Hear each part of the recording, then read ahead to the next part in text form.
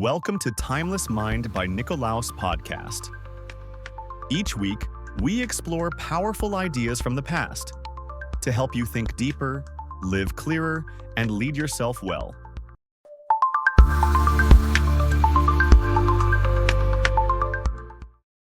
Welcome back to the Deep Dive.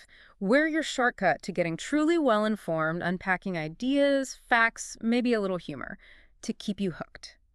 So today we're getting into something pretty fundamental. It's about the huge difference between just reacting to stuff and, well, responding with intention. Yeah, I mean, think about it. Have you ever found yourself regretting something you said, like really fast in the heat of the moment? Or a decision made when you were, stressed or angry, that quiet kind of nagging feeling later. We're going to dig into how to maybe sidestep that more often. And this deep dive, it's inspired by some really powerful ideas explored over on the YouTube channel, Timeless Mind by Nicolaus. Yeah. They have this very calm, reflective, almost philosophical way of looking at mastering our inner world. Really good stuff. Okay, so let's set the scene. We've all been there, right? You hear something and it stings. Maybe from a friend, sibling, partner.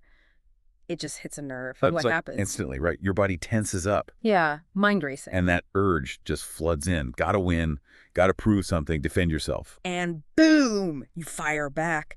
Maybe words you wish you hadn't used. Exactly. And later, maybe, when things cool down. That's when it hits. That quiet regret. It might not even be what was debated, but just how it went down. Too fast, too sharp. Yeah. That's the trap, isn't it? The trap of reaction. And it feels, well, incredibly common. And the thing is, every single reaction, even the small ones, they start to build a pattern. A pattern. How so? Well, over time, these reactions sort of carve grooves. They shape who we become. We might find ourselves getting, quick to anger. Or maybe quick to just shut down. Or jump to conclusions, maybe. Judge quickly. Precisely. And then we kind of look around and wonder, why does peace feel so far away? Why is that calm so elusive? So the pattern itself keeps the peace away. That cycle of reaction, yeah. It's often what's standing right between us and that sense of inner quiet. That makes sense. That quiet regret, it's like a missed connection, isn't it? Yeah. Missed chance for something. Calmer. Better. Yeah. So this trap of reaction, it's not some, obscure psychological thing. It's real life for so many people. But what if the answer isn't just trying harder to avoid conflict? Right. What if it's about changing how we engage? Exactly. And this is where things get really interesting. Think about the ancient world for a second. Chaos wasn't exactly rare back then. Oh, definitely not. Empires rising and falling, betrayals, executions, real turmoil. Far more than most of us face daily, thankfully. Yet, even in all that, some people, some thinkers, they consistently chose something different. They chose clarity, not rage. You talk about the Stoics. The Stoics, yeah. How did they manage that in the middle of all that external chaos? Well, the Stoics, this ancient school focused on virtue, reason, living in sync with nature. They weren't immune. They felt the same pressures, the same potential for anger or fear. But they had a technique. They trained a skill they saw as more powerful than any weapon, really. It was the pause. The pause, okay. And it's not just about gritting your teeth and not reacting. Yeah. It's deeper. It's about choosing. Choosing with reason, with deliberation, with courage even. Choosing how to respond instead of just letting the reaction happen. Exactly. They taught that between the thing that happens, the trigger, and your response, there's a space. A kind of sacred space, actually. Yeah, sacred space. And inside that space, that fleeting moment, that's where your power is. Yeah. Your ability to choose. So this sacred space, it's not necessarily about a big dramatic action. It sounds more internal. Often, yes. It can look like stillness. It can look like strategic silence. Which isn't weakness, right? It's control. Powerful inner control, yeah. Imagine feeling that wave of anger, frustration rising up, and you just choose not to ride it. You wait, you breathe. It's like hitting pause on the emotional storm, a return to what actually matters, to your values maybe, before you just lash out. That's a great way to put it, a return to what matters. Now, one of the big names here, one of the most influential Stoics who really lived this, was Epictetus. Epictetus. Born into slavery. Talk about a lack of external freedom. Yet his core teaching was basically, it's not what happens to you, but how you react to it that matters. Absolutely fundamental. And he lived it. His life was proof that there's a kind of freedom no one can take. Not masters, not circumstances. The inner freedom. Totally. Yeah. He realized, look, if your peace, your happiness, depends on what other people do or say. Or on external events. Right. If your mood goes up and down with the stock market or, someone cutting you off in traffic, then you're not actually free. You're a puppet to those things. It rings so true, doesn't it? People can take external things, your job, your house, your reputation, even your physical liberty, like in his case. But your character, your choice to pause in that moment, your power to decide how you interpret and respond, they can't touch that. That's the core of it.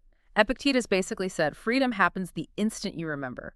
This is mine, my response, my choice. Not what they say, not what they do. But how you respond.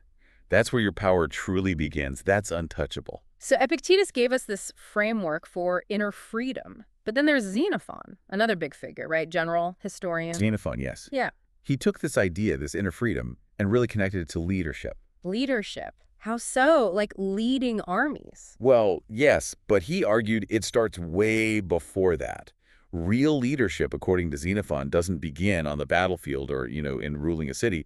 It starts right here. Inside, in the war against your own impulses. His point was, before you can even think about commanding others effectively, you absolutely must learn to command your own reactions first. So self-control precedes control of others or situations. Exactly. Real leadership isn't about domination. It's rooted in self-control, taking responsibility for your own internal state before trying to influence anything external. Wow. So Xenophon is pointing to a different kind of battle, maybe the hardest one. Arguably, yes. It's not fighting the world out there. It's fighting that internal urge. The urge to overreact, maybe to dominate the conversation, or even just to run away from difficulty. Those impulses. That's the enemy he wanted us to really see, understand, and master. And that takes... Well, it takes discipline, doesn't it? More than just raw strength. Absolutely. Discipline is key. And you don't need to yell to show strength, right? You don't need to win every single argument to prove you're right. You definitely don't need to just react constantly to feel, alive or engaged. And bring this back, that calm response. It isn't weakness. We keep saying that. But it's crucial. It's a choice, a deliberate, powerful choice. Yeah. And maybe nobody else sees that internal struggle, right? Nobody applauds you for not shouting back. Probably not. But you'll know. You'll know that internal battle you just won by staying silent instead of escalating, by choosing clarity. That knowledge, that's the real reward. So, okay, let's make this super practical. For you listening right now, there's going to be a moment, maybe later today, maybe tomorrow, something will happen. Something that usually pushes that button. Exactly. That old automatic reaction starts to bubble up. But maybe this time, you just notice it. You feel the urge rising, that familiar tension. But you wait, just for a second. That's it. That's the beginning. That's the shift, right? It might feel tiny, like just a little crack in that automatic habit, but that's huge. It's where the change starts. And look, it's not going to be perfect. Let's be realistic here. Yeah. You'll slip up. We all do. Oh, for sure. Still going to say things we regret sometimes. React when we wish we'd pause. Right. But the difference is now you'll notice it faster. You'll catch yourself sooner. You'll return to that intention, that desire to respond thoughtfully more quickly. And maybe respond a little bit better the next time. Exactly. And slowly, steadily, it becomes less of a conscious effort and more just who you are, how you move through the world. This isn't just, dusty old philosophy. It's a living practice. So here's a tool, something concrete. The next time it rises, that frustration, that fear, whatever that old reflex is for you, just pause. Take a breath, maybe just one deep breath. And ask yourself, okay, what would the wiser version of me do right now? Not the reactive me, but the wiser me. That's a powerful question. And then just gently try to return to that answer again and again. It's a practice. And by the way, these kinds of ideas about really training your mind to respond instead of react, they're explored all the time on the Timeless Mind by Nicolaus' YouTube channel. Really worth checking out if this resonates. These figures, Epictetus, Xenophon, they aren't just historical footnotes. They're alive. Their wisdom is alive in your very next response. Yeah. They offer you that choice right now. You can choose stillness. You can lead yourself. You can be free. Not someday in the future, but like right now in this moment. That's the potential. So wrapping this up, what's the big takeaway from this deep dive? It seems to be that mastering the pause, that tiny but crucial gap between an impulse and your action, it's not just a Stoic idea. It's a really powerful, accessible path. A path towards what? Inner peace.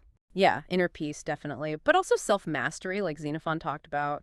And ultimately, a truer kind of freedom from just being yanked around by external events or other people's words. Maybe a final thought for everyone listening. Yeah.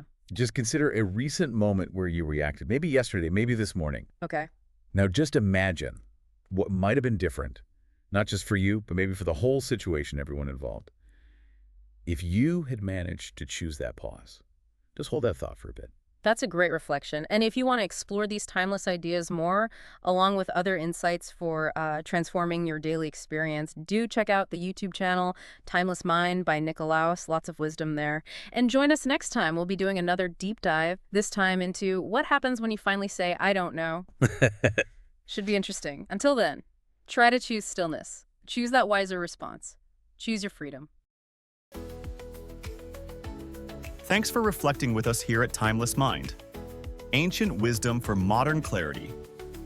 If today's idea sparked something in you, share it, live it, and pass it on. See you in the next episode.